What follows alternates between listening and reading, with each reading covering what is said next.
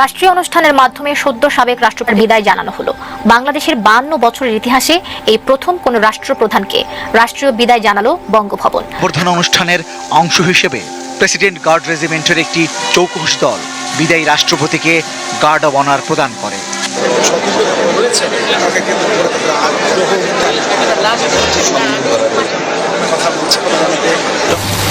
আপনারা যে কজন এখানে এসেছেন অনেক কথা আমার কাছে বলেছেন। প্রিয় দর্শক, এই মাত্র পাওয়া খুবই গুরুত্বপূর্ণ ভিডিওতে আপনাকে স্বাগতম। দর্শক, আপনারা ভিডিওর থাম্বনেল দেখেই বুঝতে পেরেছেন আজকের ভিডিওটি কতটা গুরুত্বপূর্ণ হতে চলেছে।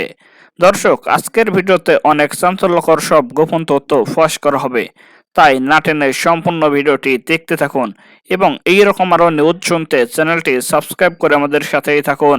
তো চলুন দর্শক, কথা না বাড়িয়ে আমরা মূল ভিডিওতে যাই।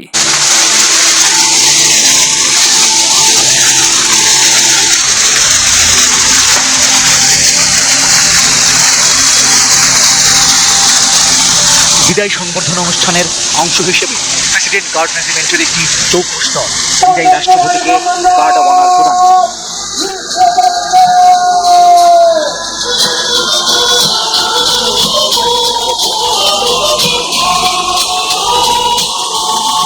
বঙ্গভবনের কর্মকর্তারা গাড়ির দুই পাশে সারিবদ্ধভাবে দাঁড়িয়ে থাকেন।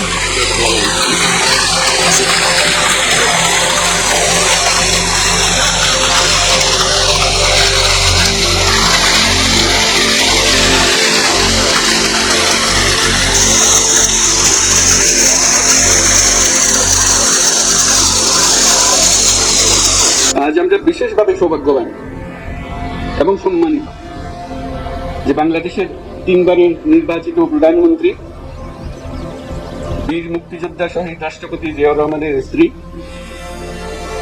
বেগম খালেদা জিয়া আজ এখানে আমাদের মধ্যে উপস্থিত আছেন। এই সশস্ত্র বাহিনী দিবসকে উপলক্ষ করে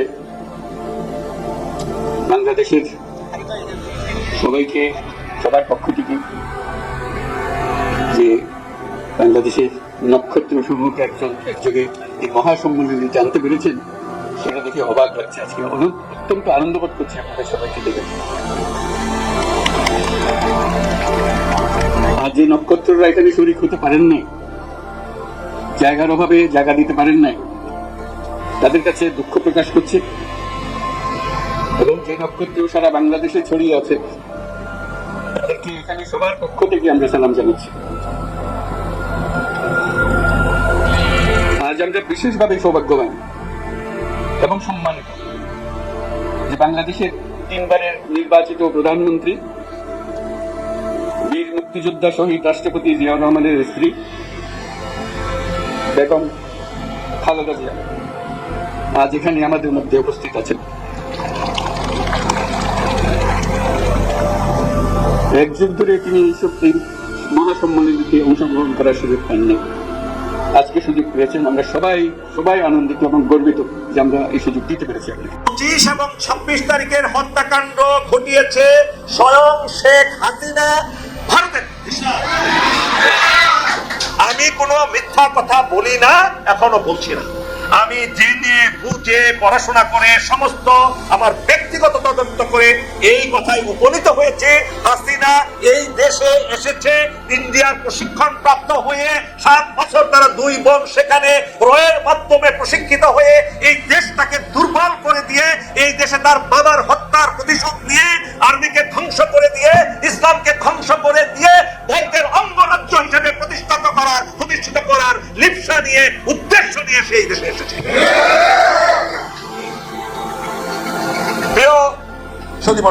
ফোন বন্ধ করবেন, ফোন যদি আমরা এখানে ফোন অন করে আপনার বের হয়ে যান, আপনাদের দরকার নেই, সাইলেন্ট করে দেন। ভাই, আপনার কাছে এত গুরুত্বপূর্ণ হাসিনার সেই বিষাক্ত ছবলে আপনার দংশিত হয়েছে। আমার পূর্ববর্তী মেজর ইমরান বলেছেন কারা কারা জড়িত। আমাদের বর্তমান স্বরাষ্ট্র উপদেষ্টা, উনি অত্যন্ত দক্ষ সুদক্ষ একজন ব্যক্তি, ওনার সাথে আমি কথা বলেছি। এই যে এখানে বসেন, আপনি এখন গেলে পাবেন। উনি চেষ্টা করছেন, কিন্তু হাসিনার বংশোদ্ভূত এখানে 15 লক্ষের তাদের বলেছে না যে আমাদের ক্ষমতা ত্যাগ করলে 15 লক্ষ 10 থেকে 15 লক্ষ লোককে হত্যা করা হবে বলেছে। কিনা? কেন বলেছে? সে জানে এই 15 লক্ষ লোক হলো সরাসরি রয়্যাল এজেন্ট, সরাসরি এই দেশের বিরুদ্ধে তারা কাজ করছে, হত্যা করেছে। একজন কি বলেছে? বলে নাই। তারা আছে বিদ্যমান, তারা এখন নবশক্তি নিয়ে উদ্যমিত হয়ে তারা আবার ঝাঁপিয়ে পড়ছে। স্টুডেন্টরা ঢাকা কলেজ, সিটি কলেজ মারামারি করে কি এমনি তাদের উস্কানিতে টাকা খেয়ে পৃথিবীর কলেজ থেকে ওই দিন বের হয়েছে। তারা কেন পুরো রাস্তা আটকে দিল? কারা? এদের পিছনে টাকা দিয়ে উশৃঙ্খল ছেলে মেয়েদেরকে তারা উস্কিয়ে দিচ্ছে। ষড়যন্ত্র এখানে থেমে নেই। আপনারা জানেন চট্টগ্রাম থেকে এই দেশকে আলাদা করার জন্য প্রকাশ্যে তারা তাদের মিডিয়াতে প্রচারণা চালাচ্ছে। এটা তাদের রাষ্ট্রীয় সিদ্ধান্ত। তারা এখানে শেষ নয়, আমাদের দেশকে দখল করার জন্য এমন কোনো কাজ নাই যা তারা করছে না।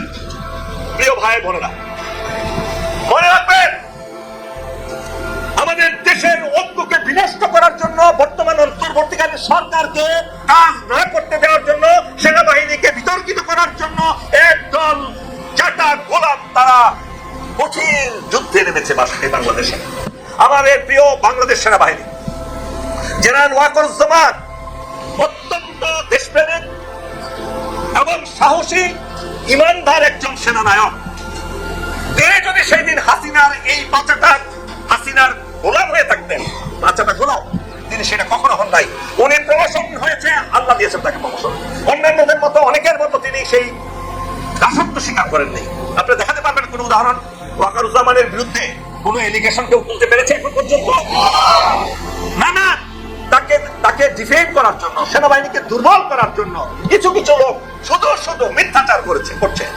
হ্যাঁ, অপরাধ করছে শুধু কেন এই আর্মির কয়েকজন জেনারেল? আপনি এই সেক্রেটারিয়েটে দেখেন কয়েক হাজার সেক্রেটারি পাবেন যারা হাজার কোটি টাকার মালিক হয়েছে, এই দেশকে বিক্রি করে তার সমস্ত পাত্তা করেছে। তারা চুক্তিকে আর্মির লোকেরা করেছে ইন্ডিয়ার সাথে। ঢাকায় পৌঁছেছেন মার্কিন শ্রম প্রতিনিধি দল। বাংলাদেশে টেকসই অর্থনীতি, স্থিতিশীলতা প্রবৃদ্ধির পাশাপাশি অর্থবহ ও মানবসম্পন্ন চাকরির ক্ষেত্রে সহযোগিতার লক্ষ্যে 4 দিনের সরকারি সফরে ঢাকায় পৌঁছেছেন মার্কিন যুক্তরাষ্ট্রের বাইডেনের প্রশাসনের শ্রম বিষয়ক একটি প্রতিনিধি দল। শুক্রবার 22 নভেম্বর সকালে ঢাকায় পৌঁছে শ্রমিকদের কাজের পরিবেশ নিয়ে শ্রমিক সংগঠন সলিডারিটি সেন্টারের সঙ্গে বৈঠক করেছেন তারা। এদিন দুপুরে আন্তর্জাতিক শ্রম সংস্থা ILO ও সরকারি প্রতিটি পক্ষের সঙ্গে তাদের বৈঠকের কথা রয়েছে।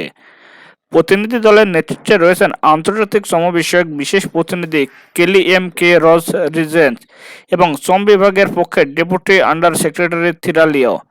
সফরকালে প্রতিনিধি দল অন্তর্বর্তী সরকারের কর্মকর্তা, পোশাক শিল্পের মালিক পক্ষ ও শ্রমিক ইউনিয়নের অংশীজনের সঙ্গে দেখা করবে।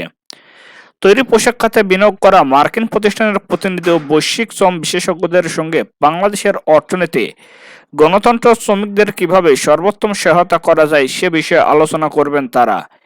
এই সফরে অর্থনৈতিক উন্নয়ন, আন্তর্জাতিকভাবে স্বীকৃত শ্রমের মান, সেই সঙ্গে টেকসই প্রবৃদ্ধি এবং উন্নয়ন ও সমৃদ্ধির অগ্রগতির প্রতি মার্কিন যুক্তরাষ্ট্রের অঙ্গীকারের উপর জোর দেওয়া হয়েছে।